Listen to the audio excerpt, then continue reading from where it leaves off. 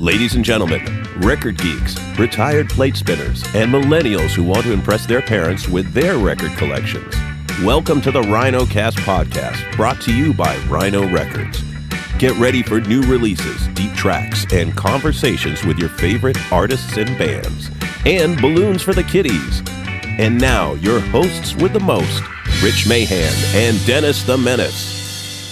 Hey, Rich. Hey, Dennis. Today on the Rhinocast, we'll be talking about the new Rhino limited edition box set that takes an iconic 1967 album to a whole new level. We are, of course, talking about the recently released More of the Monkees Super Deluxe Edition. Our special guest, Micky Dolenz, is going to tell us the story the way he remembers it. And fact is, it's a bit more friendly than the version that Mike Nesmith might have told. We've also got Andrew Sandoval, who's written books about the Monkees and curated this great re-release. As you're about to hear, he might know more history about the Monkees and More of the Monkees than even Micky does. Get ready for a tale that involves couture by J.C. Penney and the band not learning the album was released until they saw a promotion for it. You'll hear about the eventual ousting of the legendary Don Kirshner from the Monkees fold and why, despite all of that, More of the Monkees was one of the biggest albums of 1967. This box set contains 3 CDs, including the original remastered album, 2 full discs of unreleased tracks, and a recently discovered 1967 Phoenix concert. I'm a believer on 17. 1, 2, 1, 2, 3. Oh, one more start, please. Rolling on 18, I'm a believer. 1, 2. Can't hear it unless you turn it really high on stereo.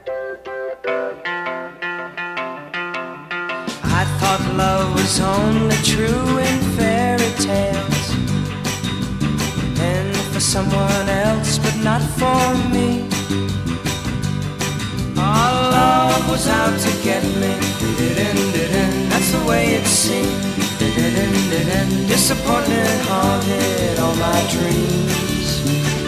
And I saw her face. Now I'm a believer. Not a trace of doubt in my mind. I'm in love. I'm a believer. I couldn't leave her if I tried. Hello, everyone. Welcome. Would you both introduce yourselves, please? Hi, I'm Micky Dolenz. I'm from the Los Angeles area, San Fernando Valley. I was born in a place called Tarzana. Edgar Rice Burroughs had a big ranch there and paid for by his books on Tarzan, so they named the area Tarzana. I was born on a chicken ranch and grew up in the valley, in different areas of the San Fernando Valley. I'm Andrew Sandoval. I'm a native of Los Angeles, born in Santa Monica, and been producing records for Rhino since 1990 as a reissue producer, mostly on the Monkees catalog, and then more recently, in the last decade, been producing the Monkees concert tours. I put this More of the Monkees set together.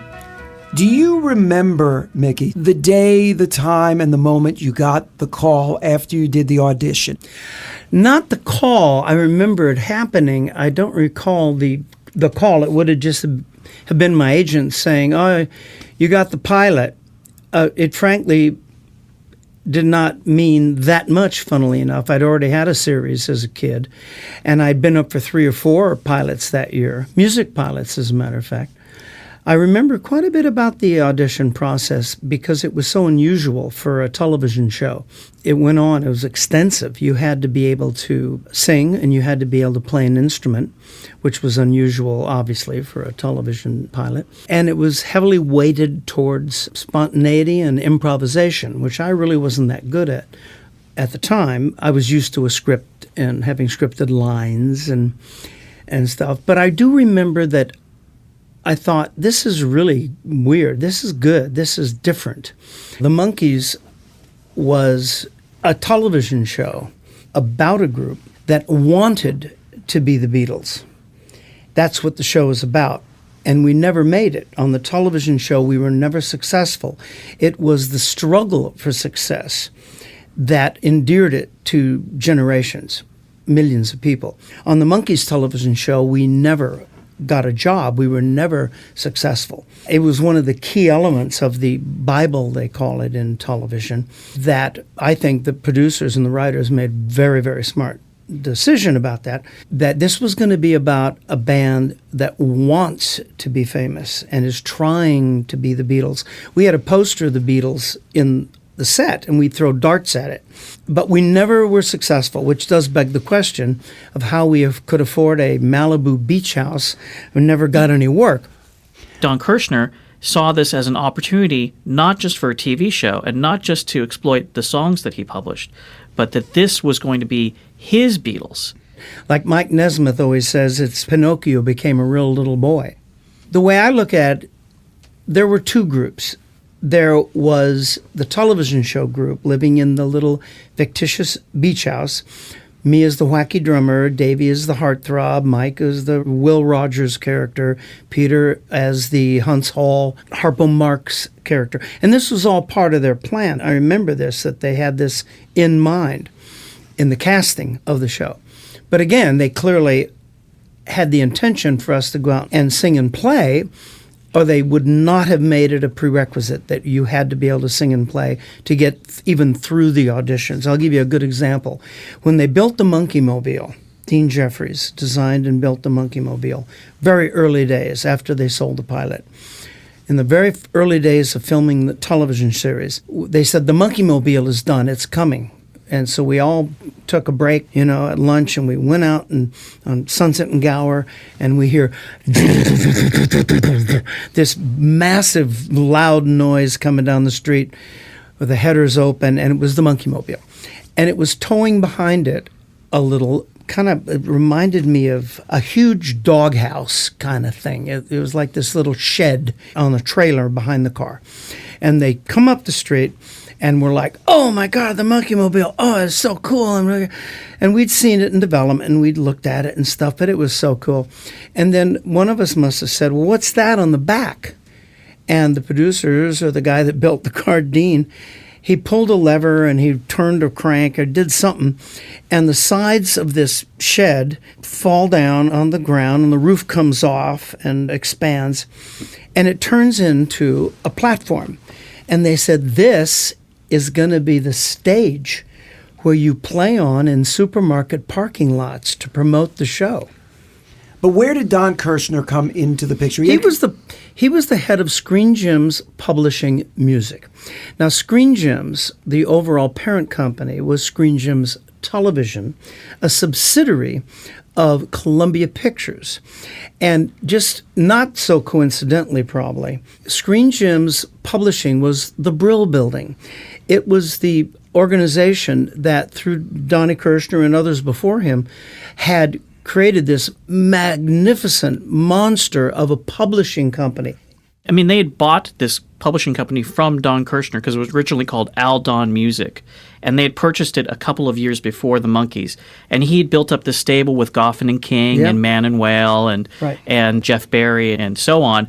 And so he had this asset that he'd sold Columbia Pictures, and he was chomping at the bit to find the vehicle with which to use his writers to take it to the next level. Don Kirshner had full control over doing whatever he wanted, putting out whatever he wanted on a record without the consent of the producers and creators of the show or the members of the band. There's a thing in these liner notes I wrote. Bert Schneider wrote to Lester Sill, who worked for Don Kirshner, and said, if this was a typical situation, no recording group would allow someone to go in and cut tracks without some knowledge of what they are. He's writing this to this guy, and he said, I would appreciate you discussing this with the powers that be and letting me know what is going to be done. And the powers that be are actually him and his partner, Bob Rafelson, but they have no control over what Don Kirshner's doing. Yeah. He's going to release whatever records he wants. He's going to put whatever he wants on the cover. He's going to show it to them as a courtesy, but he's not going to involve the Monkees or anybody else. He's on his own trip. He's doing his own thing, and he's going to be wildly successful at doing it. So let's get into More of the Monkees. There were 30 songs. Yeah. And of those 30 songs, how many songs landed up on the actual record? 12 songs on the final album, picked by Don Kirshner. The record was timed to come out specifically to go with a fashion thing where you could buy the clothes that were on the cover of the record. Yeah. They were advertised. Of which we got nothing. Yeah. That was J.C. Penney. Penney's. In this case, it wasn't Columbia Pictures per se. It was more Don Kirshner and the marketing person at Columbia named Honest Ed Justin, who was a branding guy. And so there's a letter from Penney's to him that basically says, we've taken these photos of the Monkees wearing these clothes, and we're going to send you a mock-up. What if this was the cover of the record? And we just put it out. And then we would carry the record in our stores, and we would buy in a lot more copies of the records if they were wearing our clothes on the cover, especially if you got us the record by December so we could have it out in January. So the Monkees came along and made it okay to have long hair and bell-bottoms in the living room. And when J.C. Penney's saw that happening, they jumped on the bandwagon and said, it's okay to have kids in bell-bottoms and paisley. It does not mean they're committing crimes against nature, because the only time before the Monkees you saw kids of our age on television, they were being arrested. Their credibility with all the other bands of the time, the Byrds and the Buffalo Springfield, stuff like that, them wearing this polyester stuff on the cover of their record, at least some of the band wanted to be taken seriously as musicians and songwriters. And here they are. They don't look at their best, or they don't feel that they're being taken seriously by the people who sold them this bill of goods. You're going to be famous. You're going to get to do your own songs. You're going to get to sing on a hit record. The producers delivered a lot of those promises, but they didn't deliver the dream in the way that certainly Peter and Michael envisioned it. And that's an important distinction, because David and I did not, from my recollection, have the same sort of overarching idea about this. I was used to wearing wardrobe. When they said, okay, you're going to go for your wardrobe fitting, I showed up at 8 o'clock in the morning, and they measured me and they fitted me, and I showed up on the set, and they said, here's your wardrobe for scene 1. I put it on. I don't even know what it was. I couldn't have cared less. After this record, Don Kirshner was moved out of the picture.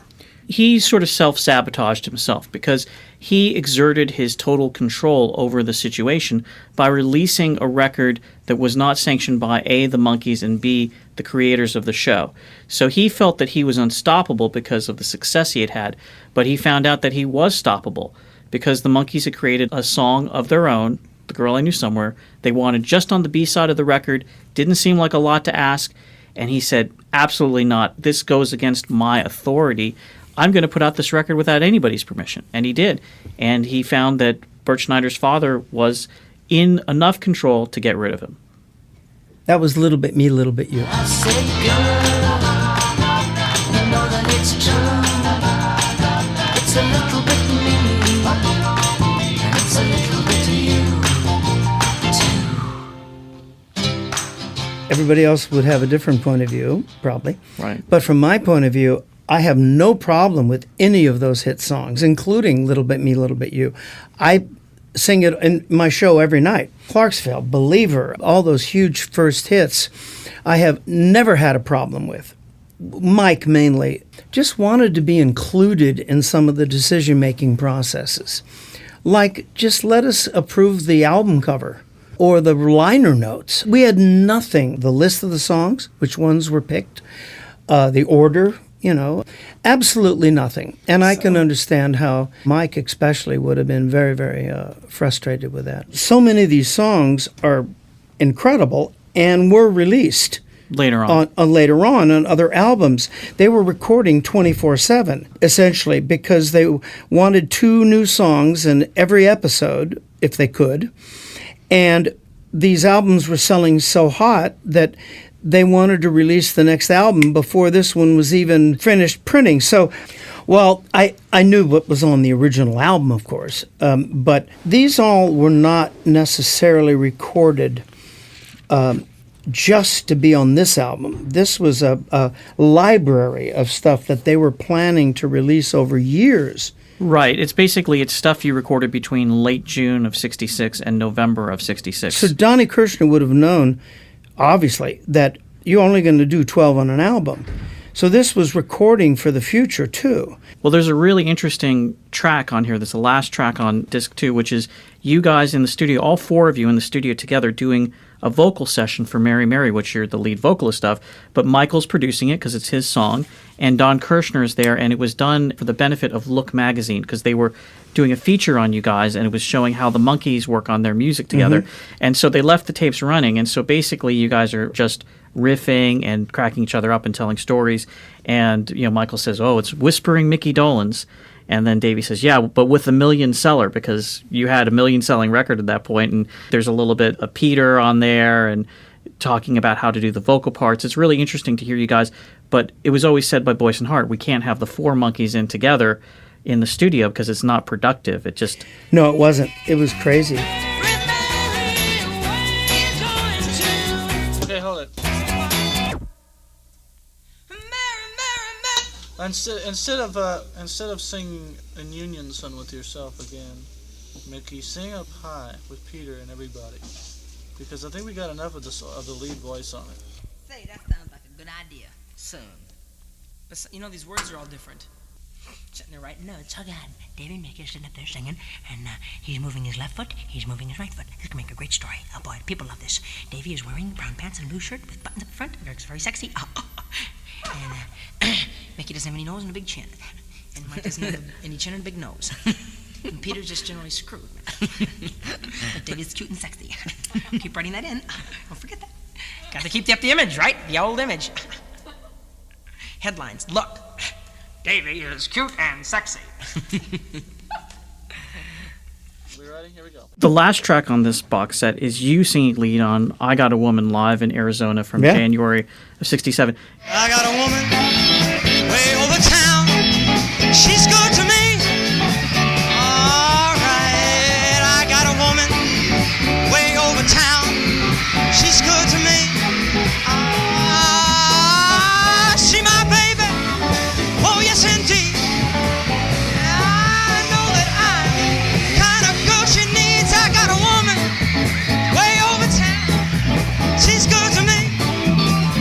All right. When you guys did your solo spots, was that in your club We all act? picked our own. Yeah. Traditionally, we always did that, and we always have to this day.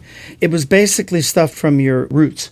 Right. Peter did Cripple Creek on the banjo from his folk days in New York. Mike tells the story all the time how Bo Diddley had inspired him to get into music. He told me the story like not long ago. Some little club in Dallas. He saw Jerome, who was Bo Diddley's maraca player, and he said, "That's the job I want, just playing maracas." Yeah. So you'd always see him playing maracas when. Yeah. David, of course, going to build a mountain. Tony Newley from his Broadway life. And I was a huge James Brown fan and Ray Charles fan, and pre-Monkee life, my rock and roll had gone towards Little Richard, Fats Domino, Jerry Lee Lewis, Chuck Berry, as I mentioned. And so I Got a Woman. You get the big picture of More of the Monkees in this box set because you get the liner notes that sort of set the stage and tell you through interviews with Don Kirshner and Jeff Barry and quotes from Bob Rafelson and the Four Monkees, some of which are unique to these liner notes. You get to hear that sort of story told, but you also get the original record, which has been remastered for this set. And this is the first time for the mono record, which the tape has been lost for many years, that we recovered some of the original elements for the mono album. This is one of the biggest selling records of the 1960s, yet every single tape for the mono version has seemingly gone missing. We also remastered the stereo version, and then for the television show, they did a lot of unique mixes for the TV show because a lot of the versions that were played on the show were works in progress. They weren't the finished things. So we recovered a lot of those when we were restoring the television show for the Blu-ray box set last year. So there's a lot of new things. And then I went through every extant session tape that was from 1966, from the period when they worked on this, and I selected alternate backing tracks for most of the songs on the album. There's a song called Whatever's Right, which the Monkees actually finished for their Good Times album in a totally different version. So this is the first time we'll ever hear the original version that was cut by Boyce and Hart in '66. Whatever's Right, take one. 1, 2, 3, 4.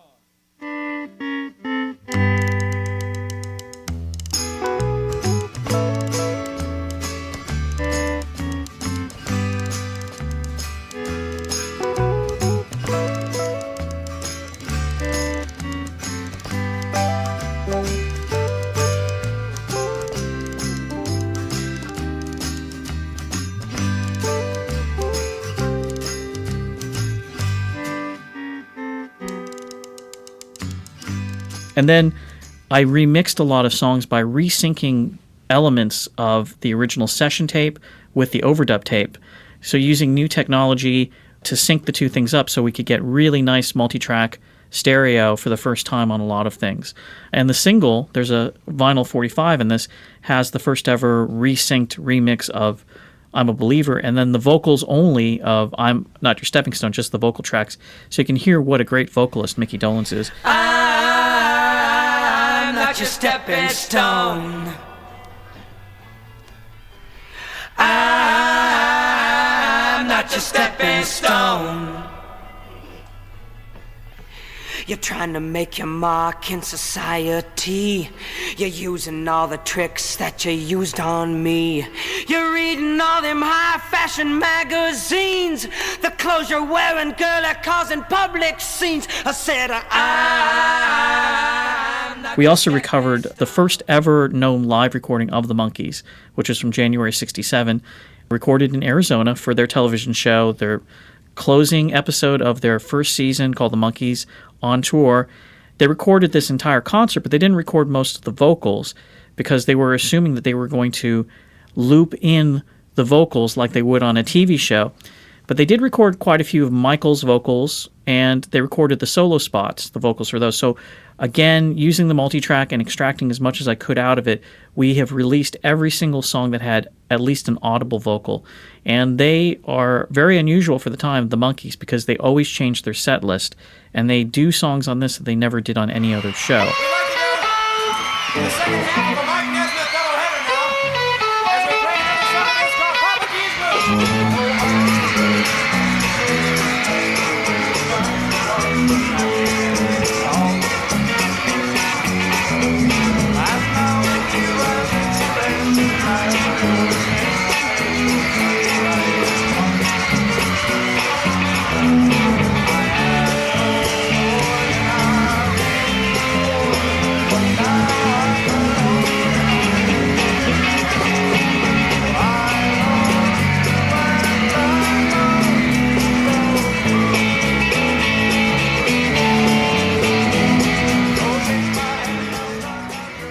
But you have had the opportunity to really know the story from everybody. You have talked to Don Kirshner. You have written about him.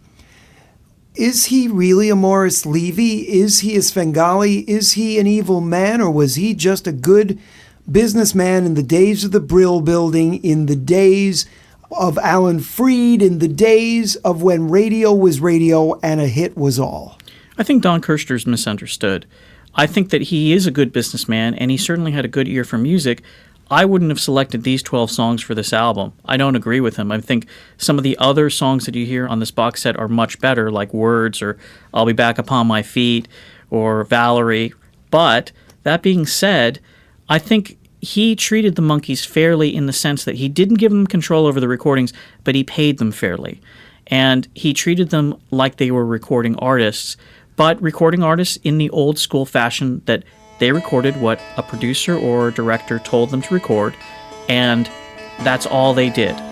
Everyone in town knew Mr. Webster. He worked at the bank for 40 years.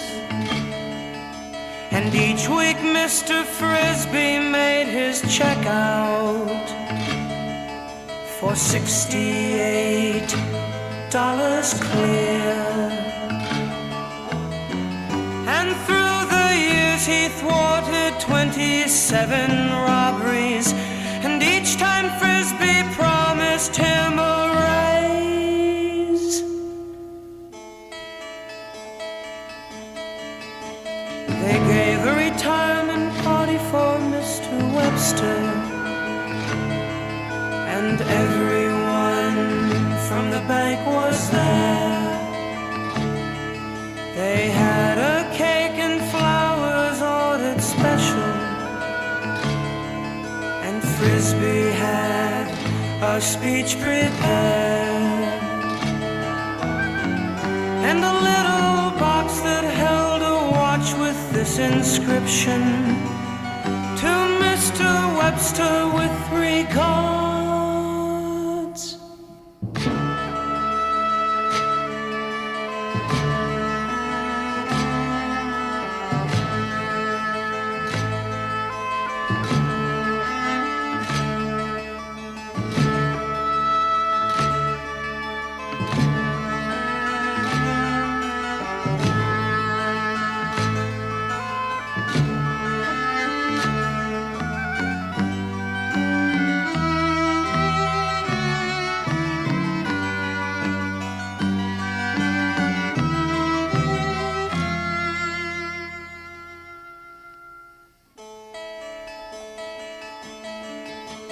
Then came the telegram from Mr. Webster.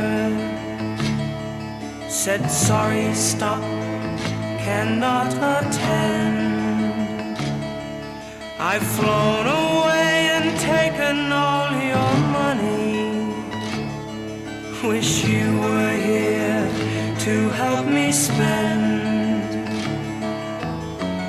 And one by one all the people left the party, and Mr. Frisbee locked the door.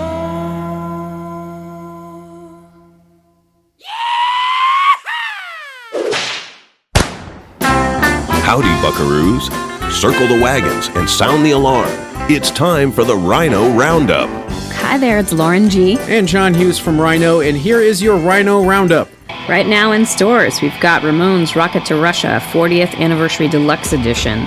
This is a 3 CD, 1 vinyl LP version of the band's third album, featuring 2 mixes of the original, plus rarities and unreleased studio and live recordings. The collection includes a number of unreleased studio recordings, plus unissued recording of the band's 1977 concert in Glasgow, Scotland. This was a pretty amazing, epic concert recorded right before the classic live album It's Alive, and mixed for the 40th anniversary edition by Ed Stasium. They played songs from all 3 studio albums: Blitzkrieg Bop, Judy is a Punk Rocker, Gimme Gimme, Shock Treatment, and California Sun. Yeah, and not only that, Rocket to Russia is just a great Ramones record, too. Indeed. It's a fantastic And if one. Deluxe is too big for you, we've got the expanded and the remastered versions, single and digital downloads, available on all streaming services. Awesome. If you are a new wave fan or an 80s guy, In Excess Kick 30th Anniversary Edition is out now. This is amazing. It is in Dolby Atmos if you are a true audiophile, and if you're a vinyl enthusiast, there's also a half-speed remaster of the album cut over 2 heavyweight 180-gram LPs at 45 RPM. I mean, it doesn't get any more vinyl enthusiast than that, I don't think. The original album's been remastered. You've got demos, remixes, and more. Tons of 12-inch mixes that were done back in the day for New Sensation, Devil Inside, and Need You Tonight, of course. And then that Blu-ray with the whole album in Dolby Atmos, plus all the promo videos that were done for this record. You forget how many videos they had done for Kick. I mean, there was Guns in the Sky, New Sensation, Devil Inside, Need You Tonight. So many videos. You'll get your In Excess fill with the Kick 30th Anniversary Edition out now. And that's the Rhino Roundup. Thanks for listening to the Rhino Cast. If you'd like to learn more about this episode's music, please visit rhino.com or take a trip to your local record retailer. Or listen on your favorite streaming service, or buy it on your favorite download place. Don't forget to hit that subscribe button so you don't miss the next Rhino Cast. Thanks very much for tuning in. Be good to each other. Take care. Peace and love. Executive producers for Rhino, John Hughes and Lauren Goldberg. Produced for Rhino by Pop Cult and Rich Mahan Promotions. All rights reserved.